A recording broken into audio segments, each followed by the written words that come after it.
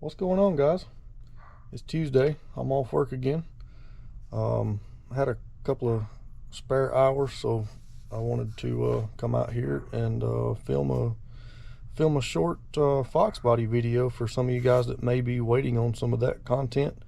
I understand not everybody's interested in the boat stuff, and then not everybody's interested in the Mustang stuff. So we got to find a way to kind of separate that. So but anyway, just wanted to show you kind of where I'm at with my AOD to T5 swap in my Foxbody. Couple of different things that might be helpful to some people. So check it out. So as you can see right here, I pulled my AOD shifter and all out. And when you do that, you have to trim some of this trans tunnel out. As you can see how close the corner of this shifter is right there, just after trimming. That's after the clearancing, so you could actually do a little bit more right there if you wanted to. Now you don't have to do what I'm about to show you, but Late Model Restoration has a awesome kit that's made for this. I think it was a little over $500. I think to me it wasn't bad for everything that you get with it. It really takes the guesswork out of doing this swap, and that was the main reason I purchased it.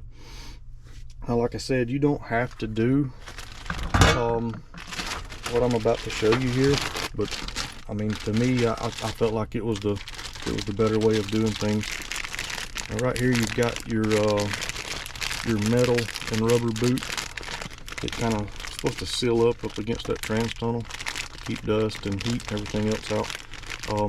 You can make that work like it is. Just drill you a couple of holes in there, and that thing will, put your clips in back in these holes, and that'll screw right down, no problem. But I really like this piece that LMR has got made here. That thing just sits in there, and I think all you're supposed to do is line up this bottom left hole, the bottom left factory hole right there for that shifter boot. You start right there, and basically where everything else falls in, you just let it ride. As you can see, it fits awesome. Now I know these cars are going to be different, no two is going to be just alike, but just that thing fits really good. I think that's going to be an awesome way of doing this. Then you screw your plate right back down onto that with some clips, and this piece here actually comes with all new clips, and then it's got I think it's got some screws in it if you decide you want to screw it in or bolt it in. Then it's got rivets. I'm going to use the rivets on mine because I think it'll be a little cleaner. So I went by O'Reilly's and picked up this just a little simple hand riveter. So we'll drill some holes down through here, maybe one or two up here on the top, one in the back, about 3 or 4 more down each side right there, and then fasten that thing in there, and should be nice and clean under there. One more thing that comes in that kit from Late Model Restoration is this. It's kind of like a universal transmission mount. As you can see, it floats right here. This right here will slide back and forth, so it gives you just a little bit of wiggle room right there. And then once you get everything mounted in here, like where I've got it right now, you're actually supposed to come in here and just put you some weld around both sides of that. And I know this may not be an option for a lot of people that don't have a welder, but you can always run it over to your exhaust shop and let them put you a couple of welds on there real quick. It won't hurt a thing in the world to drive it a little while like that, being loose. Won't hurt anything at all. And also in that same kit, it comes with this energy suspension transmission mount. I really like that. So I think that's about it. That kit's got several other little helpful pieces in it. A lot of it I've already got installed or haven't got to yet or something like that. But the kit it's really good. It takes the guesswork out of doing this. You don't have to try to junkyard source, or try to chase down all these little hard to find hard parts. Guys, I was wrong about this kit. This is the little bag of hardware that comes with the trans tunnel piece. It does have some bolts in there, but the bolts are actually to screw down your boot, your rubber boot. So mostly what it has in there is rivets to be able to rivet that piece in there, and I think all you do is drill a 1/4 inch hole wherever you want each rivet. So I'm gonna get this thing popped in here. It's one of the last few things I need to do inside this car to be able to lay my carpet back up.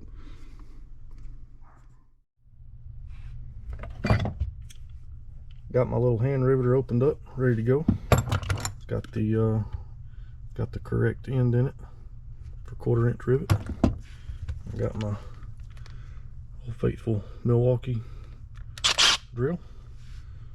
Get this thing knocked out.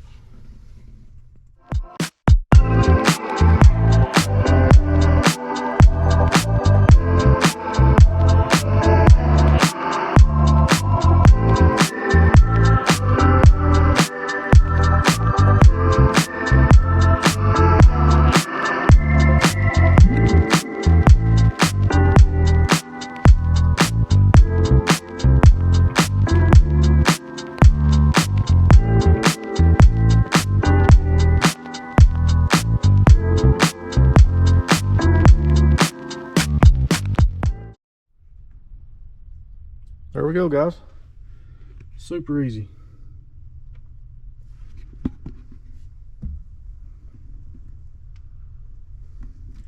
Now this thing comes with a whole bunch of rivets, but I'm gonna tell you right now, just what I have got in there feels like complete overkill. That thing, it feels like it's just made to the car. So, and I didn't use but 5 rivets, 2 on each side, 1 here in the back of the middle, and it's just, I mean, as solid as it can be. It's good stuff. You got your hardware right here. It comes with new screws. Got the clips. Stick those right in there. I mean, it just doesn't get any better than that, guys. I like it. All right, guys, I know that wasn't much, but it's going to be about another week or so before I get to record any more footage. So I just wanted to give you guys a little bit of Foxbody content, kind of give you an idea of about where I'm at and what'll be coming. I've also got to get my speedometer cable mounted, because when you do the AOD to T5 swap, you actually have to relocate your speedometer cable from where the clutch cable would normally be. For some reason they put it in the clutch cable hole on an AOD car, but you just have to pull it out and reroute it and put it in the other one. And I actually took, let's see if I can get in there, I actually took my, pull it down here where you can see it, I took my factory grommet that was plugging that hole right there. It just comes from the factory with a little rubber plug in it, and I just kind of cut me a hole through the middle of it. So once I get all this finished, I'll just be able to push that rubber plug back up in there, and it'll, I mean, you'll never know this thing was converted from AOD to T5. I'm not sure what else will be coming. I'm sure I'm missing something. There'll be a lot coming, but I'm trying to think of what'll be coming up immediately that we can talk about. Oh, I gotta do valve cover gaskets, just like every other 302 Ford out there. Usually the oil pan and the valve covers and rear main seal are all just pouring oil. This one's leaking on the valve covers, but somebody has been into this motor before, so they actually did go ahead and put the one-piece rubber seal on the oil pan, so I didn't see any leaks on it.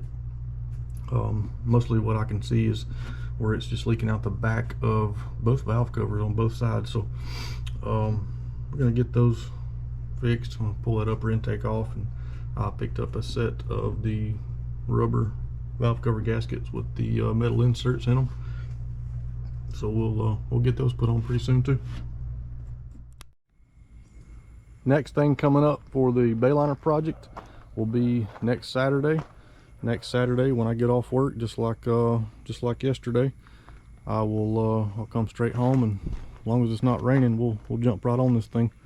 I'm gonna go ahead and put that last gusset we were talking about on the gantry crane up there. Throw some paint on that thing, get it cleaned up. Then we'll roll it around this bayliner, and I'll set you guys up on a time lapse, maybe up there in the boat somewhere, and we'll get this motor pulled out of this thing. Move on to the next step. All right, guys, we'll see you next week.